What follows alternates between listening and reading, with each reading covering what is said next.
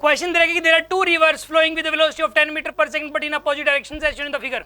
दो रिवर है, एक रिवर तो इधर फ्लो कर रही है 10 मीटर पर सेकंड से और एक रिवर इधर फ्लो कर रही है 10 मीटर पर सेकंड से, ठीक है। और ये बीच में ना ऐसे ही एक डिवाइडर सा, मतलब बीच में ये ऐसे ही नाम मात्र का लगा हुआ है, ठीक है ना। बस इस लाइन के इधर पानी जो जा रहा है वो इधर जा रहा है और इस लाइन के पानी जो जा रहा है वो इधर जा रहा है, ठीक है। A swimmer having capacity of 10 meter per second keeps himself perpendicular to the flow of river in all circumstances। वो अपने आप को हमेशा ही रिवर के फ्लो के परपेंडिकुलर रखता है, सही हमेशा। और उसकी कैपेसिटी कितनी है यहाँ पे 10 मीटर पर सेकंड।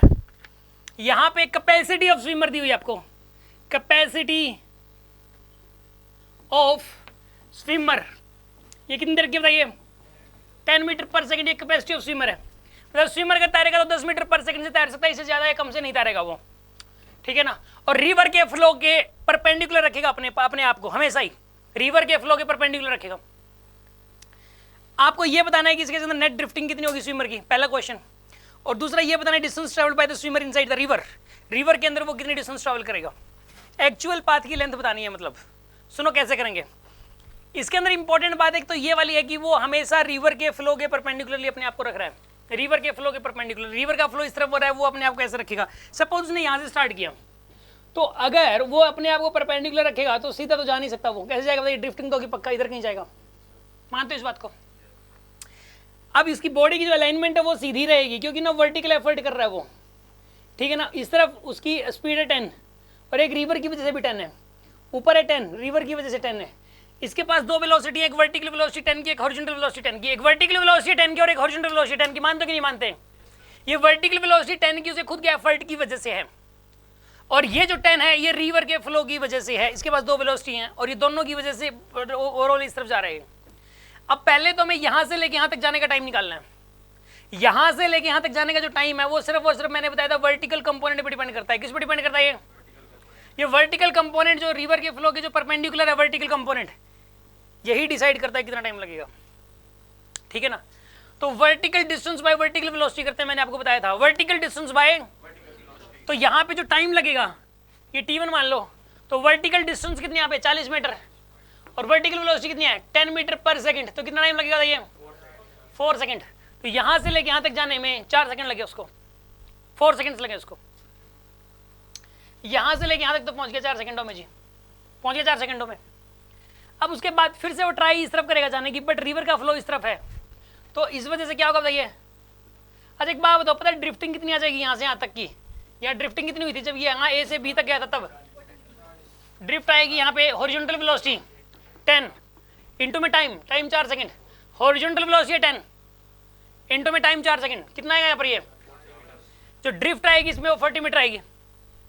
अब मैं कह रहा हूँ कि बी से लेके सी तक यहाँ पहुँच जाएगा एक्जैक्टली ए के सामने वाले पॉइंट पे, क्योंकि इसमें भी ड्रिफ्टिंग उतनी ही आएगी और टाइम भी उतना ही लगेगा। इसमें बिल्कुल वैसी ही मोशन होगी जैसे इसमें हो रही थी। इसमें पाथ ऐसा था, इसमें पाथ ऐसा, क्यों देखो सुनो आप। इस रिवर की विड्थ 40 मीटर, इसकी भी कितनी है 40 मीटर। इसमें भी रिवर के फ्लो के परपेंडिकुलर लग रहा है, इसमें भी रिवर के फ्लो के परपेंडिकुलर लग रहा है। इसमें भी जो टाइम लगेगा t2 इस रिवर को क्रॉस करने का। वर्टिकल डिस्टेंस कितनी है 40, वर्टिकल वेलोसिटी कितनी है 10, इसमें भी 4 सेकंड लगेंगे। इसमें भी जब बंदा यहाँ से यहाँ तक जा रहा होगा तो इसके पास दो वेलोसिटी होंगी, ऊपर की तरफ 10 और एक इस तरफ 10 होगी। ये बंदा यहाँ पर है, ऊपर की तरफ 10 एक इस तरफ 10 होगी, ऐसे जाएगा बंदा B2C। अरे मानते हो कि नहीं मानते? अब मुझे एक बात बताइए, इसमें जो टाइम लगेगा वो तो इतना लगेगा और ड्रिफ्ट कितनी आएगी बताइए। ड्रिफ्ट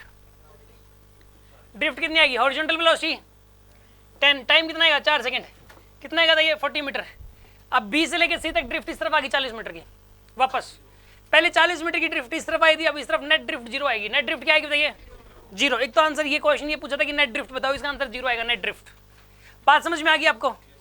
अब दूसरा क्वेश्चन ये था कि एक्चुअल पाथ की लेंथ बताओ, मतलब ये वाला पाथ और ये जो इसने वास्तव में ट्रैवल किया इसकी लेंथ बताओ, तो निकल जाएगी। हमें इस बात का पता ये लेंथ कितनी है 40 मीटर और ये लेंथ भी कितनी है 40 मीटर।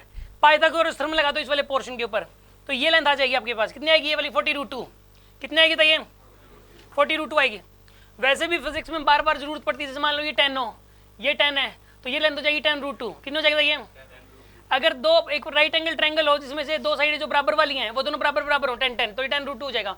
जैसे कि मान लो ये 6 है, ये 6 है तो ये कितना आएगा 6√2।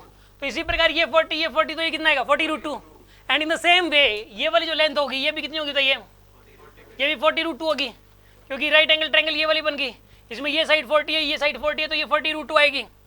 तो 40√2 प्लस 40√2 कितना हो जाएगा बताइए, आंसर इज 80√2। ये कोई डाउट है किसी के मन में, कोई शक? ये कितना को समझ में आ गया? गुड, किसी को समझ में ना आया हो